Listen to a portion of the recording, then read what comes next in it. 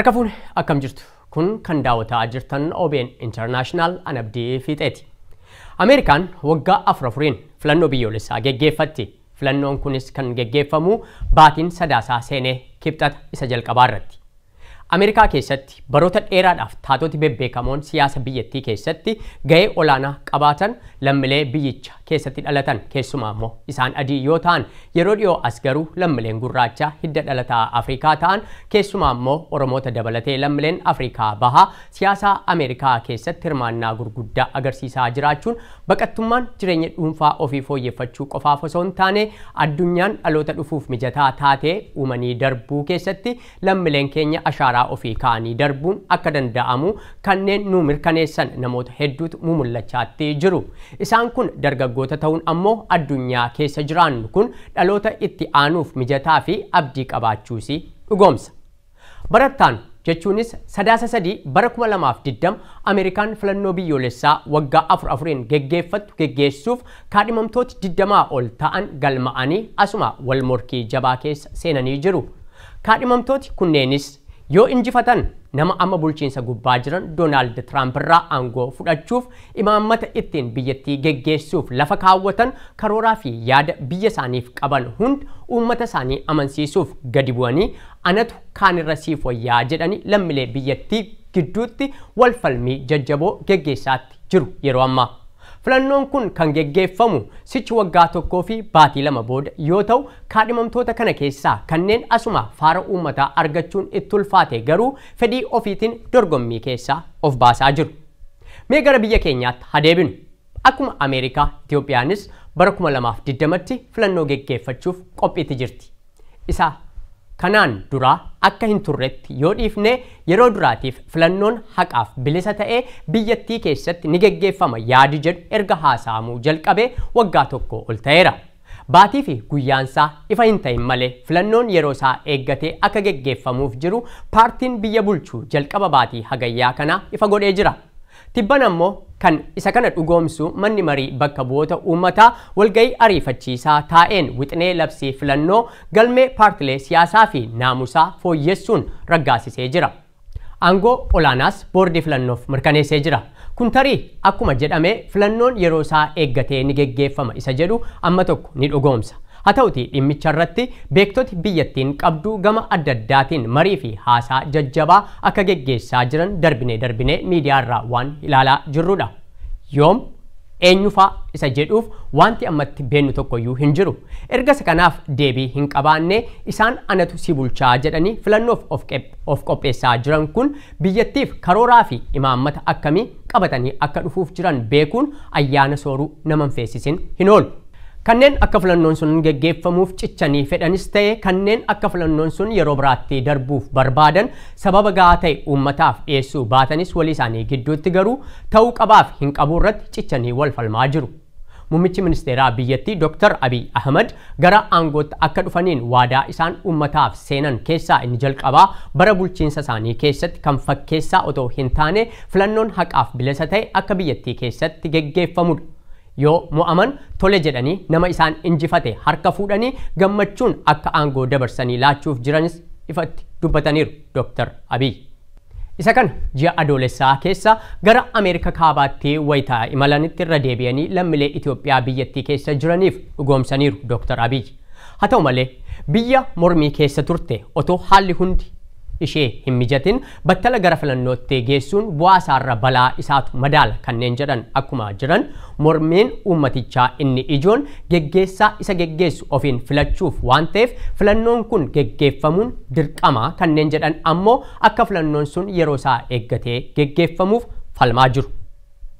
Paartiin biyya bulchu gama isaatiin filannoon sun yeroo isaa eeggatee ni geggeeffama yaada jedhu kan qabu fakkaata. Paartileen egeree biyyattii murteessuuf dabaree qabatanii filannoodhaaf of qopheessaa jiran 130 ol ta'anis ammatti garuu eenyufaa akka ta'aniif karooraa fi imaammata paartileen kun biyyattiif qaban uummatichi waan beeku tokkoyyuu waan qabu natti hin fakkaatu. Baay'inni paartilee siyaasaa filannoof dorgomanii eenyuuf bu'aa qabaata isa jedhu daawwattootaaf dhiiseen paartilee kana keessaa dargaggoonni dhaloota haaraa biyyattiif mul'ata gaarii qaban meeqa isa jedhu irratti akka xiyyeeffatan barbaada. Kanan kana kaaseef har'a dargaggootii hidda dhalataa Afrikaa ta'an hedduun siyaasa biyya isaanii keessatti hirmaatanii jijjiirama guddaa argamsiisuu danda'an biyyi isaan keessatti dhalatanii guddatan dandeettiif mul'ata isaanii keessummeessuuf fedhii yookiin ga'umsa dhabuun akka isaan kun dandeettii fi mul'ata qaban biyya namaaf oolchan taasisee jira. Har'a lammiileen Afrikaa keessumaa dhalooti haaraan siyaasa walxaxaa biyya isaanii keessa jiru hidhaa dararaaf hiraarsama garaagaraa dhiyeessanii gara biyyoota dhiyaatti baqatanii ba'an hedduun isaanii biyyootatti dhiyeessan keessatti jireenya dhuunfaa ofii fooyyeffachuurraa taranii siyaasa biyyaa jijjiiruu fi jireenya lammiilee biyya itti dhufanii jijjiiruu keessatti illee shoora olaanaa qabaachaatti jiru. Isaan kun biyya isaanii keessatti maaliif jijjiirama kana argamsiisuu dadhaban yoo jenne hanqina bulchiinsa gaarii dabalatee rakkoolee hedduu kaasuun ni danda'ama. Seenaa lammiilee gurraachaaf godaantota Ameerikaa keessa jiraatan keessatti dhalootii haaraan gara aangootti dhufuuf kaka'umsa gaarii ta'aniiru jedhamuun kan maqaan isaanii adda durummaan ka'u keessaa maqaan pireezidantii Ameerikaa 44ffaa Baraak Obaamaa isa tokko.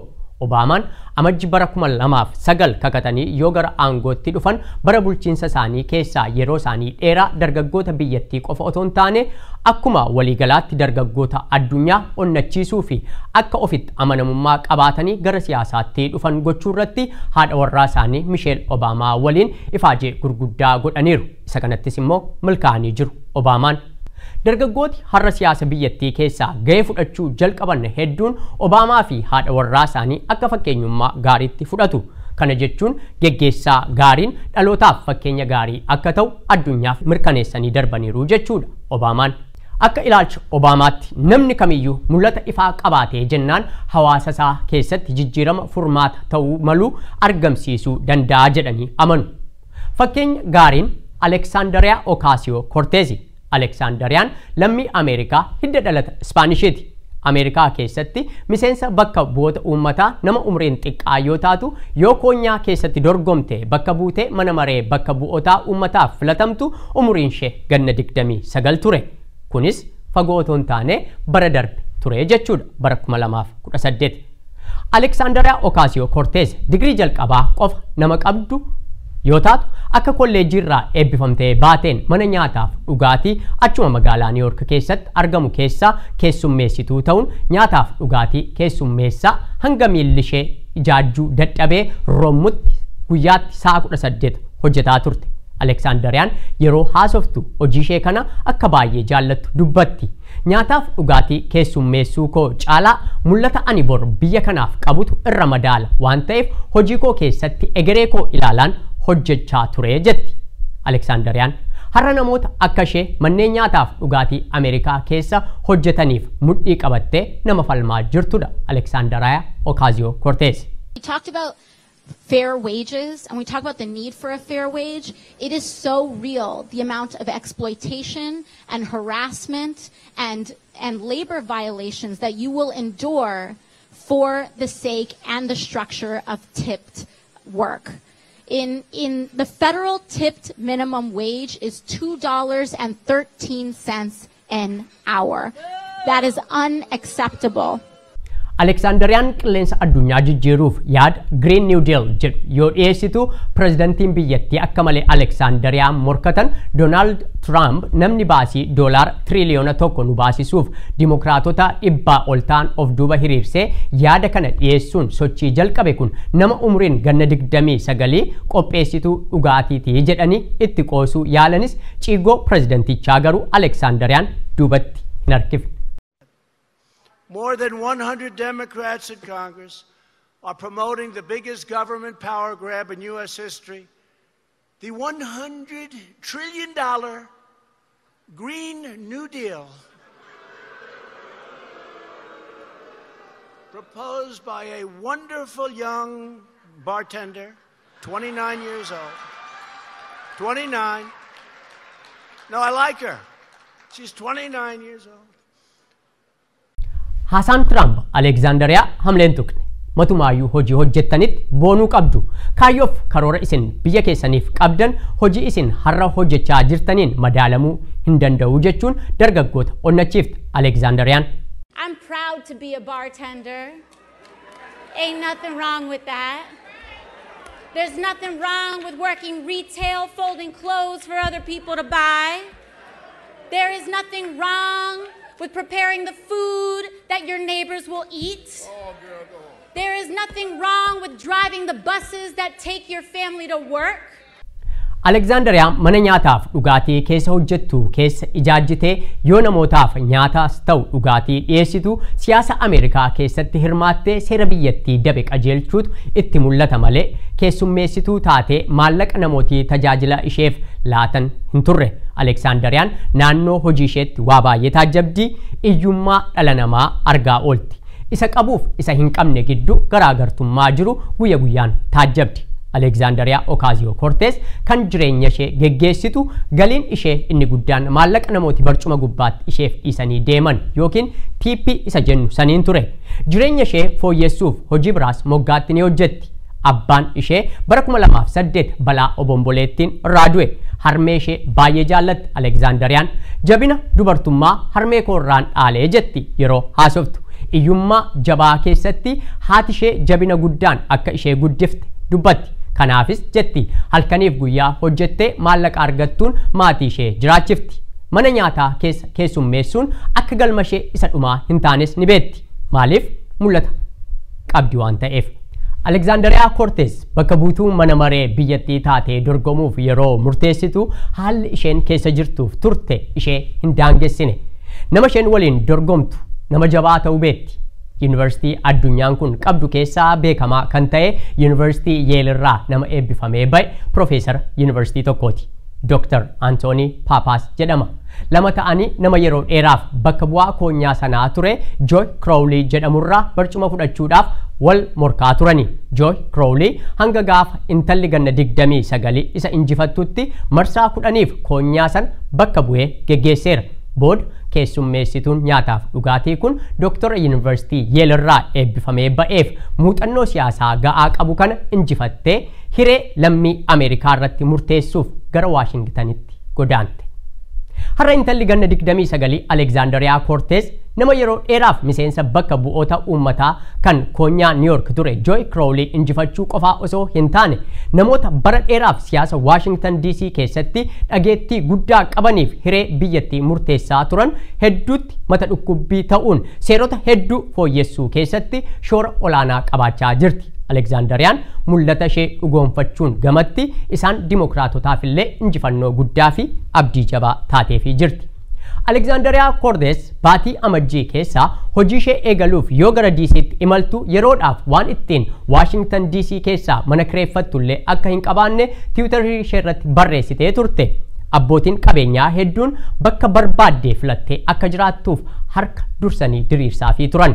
Har'a shamarran 4 siyaasa biyya Ameerikaa jijjiiraa jiran keessaa Alexandria Ocasio-Cortez nama tokko yoo taatu arfan isaanii kun maqaa The Squad jedhamuun Ameerikaa keessatti beekamu.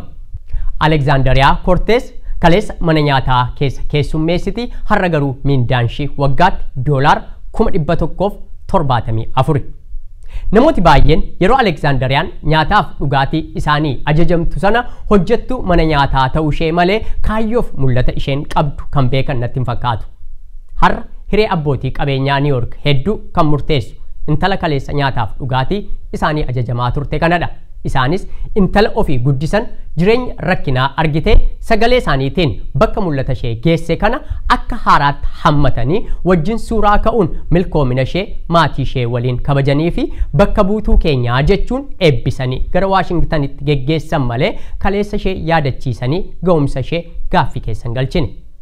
Har'aaf boriin keessan kaleessa keessaniin hin murtaa'u waan ta'eef milkoomina keessan har'aatti hinaafanii warra kaleessa keessan isin yaadachiisuu barbaadan waliin yeroo keessan hin gubinaati darbaa gara mul'ata keessanitti tarkaanfadhaa. Kun kan daawwataa jirtan OBN International. Ka'umsa irratti akkan tuquu yaale lammiileen hidda dhalataa Afrikaa keessumaa kanneen Afrikaa bahaarraa sababaalee adda addaan gara Ameerikaatti baqatanii ta'e godaanan akkuma Alexandria Ocasio-Cortez baroota as aanaa kana jijjiirama siyaasaa Ameerikaa keessatti shoora olaanaa qabaachaa jiru. Isaan keessaa hanga tokko yoo maqaa dhoofne Ilhaan Omar ishee tokko. Ilhaan Omar lammii Ameerikaa hidda dhalata Somaaleeti. umurii ishee daa'imummaa biyya Somaaliyaa Baayidaawatti kan dabarsite Ilaan wal waraansa Somaaliyaa keessaa dheessuunis umurii ijoollummaa ishee jireenya mooraa baqaa waggaa 4f maatii ishee waliin dhandhamteetti.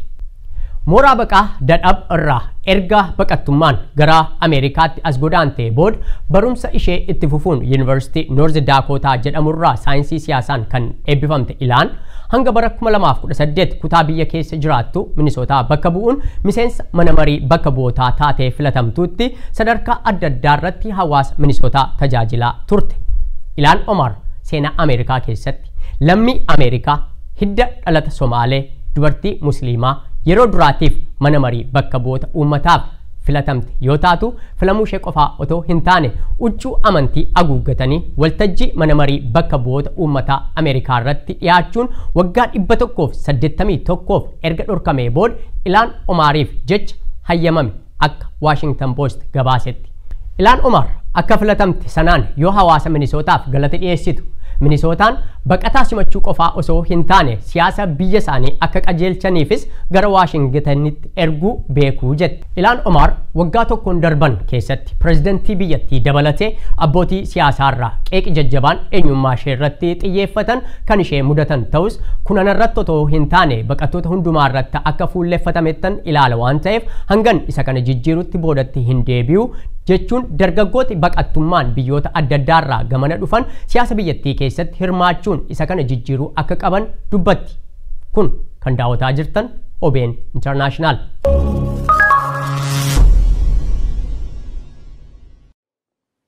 Hi, I am Alexander Assefa.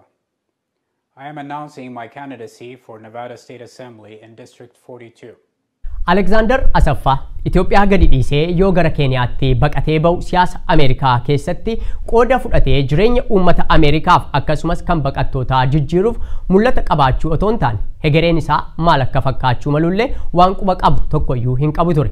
Oromiyaa magaalaa Dodolaatti dhalatee kan guddate Alexander Assefa wayita baqattummaan Keeniyaa keessa turetti mudannoon rakkisoo ta'an hedduun akka isa mudatan dubbata.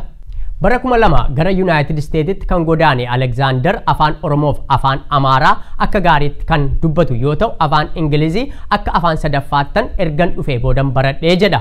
Kutaa biyya Virginiyaatti kan argamu mana barumsaa sadarkaa lammaffaa TC Williamitti kan barate Alexander fedhii xiyyaara balaliisuu qaburraan kan ka'e mana barumsaa balalii xiyyaaraa seenuun barumsa balalii xiyyaaraa fudhatee kaapteenii ta'eera.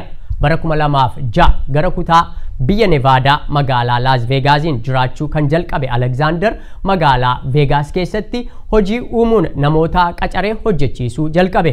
Egaan yeroo sana ture kan inni hawaasa keessa jiraatu bifa adda addaan tajaajilu kan eegale.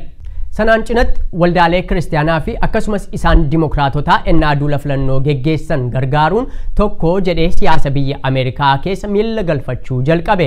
Booda hanga dhaaba deeggartoota paartii siyaasaa dimokiraatotaa hundeessuun kaadhimamtoota siyaasaaf sagalee walitti qabuutti ga'e. Barumsa kolleejii itti fufuunis mana barumsaa keessatti deeggartoota paartii dimokiraatotaa walitti qabuun gartuu ijaaree sochoosuu eegale.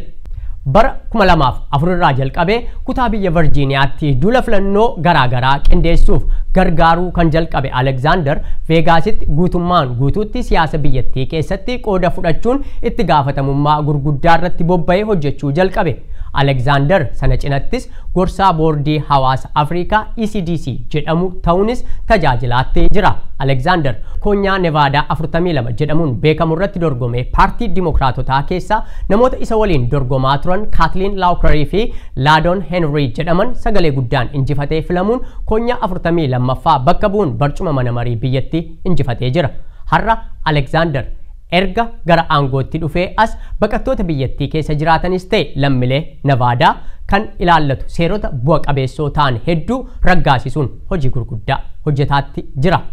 Namni biraan dargaggoota biyya ambaa jiraniif fakkeenya gaarii ta'uun hojii gurguddaa hojjechaa jiru Taakkala Gobanaati.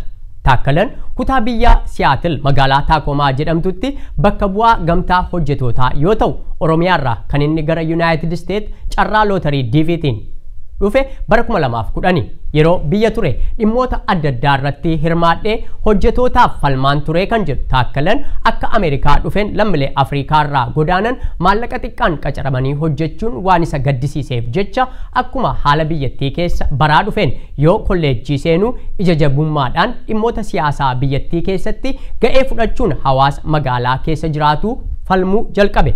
bara 2013 Yuunivarsiitii guddicha Washington Seattle seenuun bara 2016 digrii isaa jalqabaan kan eebbifame Taakkalee Goobanaa bakka bu'aa gamtaa hojjetootaa ta'uun alatti tajaajila hawaasummaa hedduu irratti bobba'uun jireenya baqattootaa hedduu jijjiireera. Har'a Taakkaleen miseensa mana marii Seattle Taakomaa ta'uun kan dorgomaa jiru yoo ta'u siyaasa biyya sanaa keessatti maqaa gurguddaa kanneen qaban hojii boonsaa namni kun dalagaa jirurraan kan ka'e akka inni bakka isaan bu'uuf duula gurguddoo geggeessaatti jiru. Egaan kan nuti kana hunda kaafneef dargaggooti biyya alaa dhufanii jireenya lammiilee hedduu jijjiiraa jiran kun maaltu biyya isaaniirraa akka isaan dheessan taasise. Baroota dheeraaf biyya keenya keessatti dargaggooti siyaasa biyya isaanii keessatti yeroo hirmaatan hin argaman. Paartii biyya bulchus ta'e kanneen morkatoo keessatti namootuma paartii sana hundeessanii hanga dhumaatti yoo paartii sana fuudhanii deeman mul'atu. Dargaggooti hegeree biyyattii jijjiiruu danda'an hedduun garuu siyaasa irraa moggaattii ba'anii taajjaboo fakkaatanii haala biyya isaanii hordofu. Baroota as aanoo kana dargaggooti hedduun dhimma biyya isaanii irratti sagalee yoo dhageessisan mul'achuu jalqabanii jiru. Abdii guddaan kun maarree dargaggooti kun bor otoo biyya sanaa baqatanii siyaasa biyya namaa fooyyessuu hin deemin mootummaanis ta'e paartileen morkataa itti yaaduu qabuun jedha. Kun kan daawwataa jirtan OBN International torban qophii biraan walitti deebina. An Abdii Fiixeeti.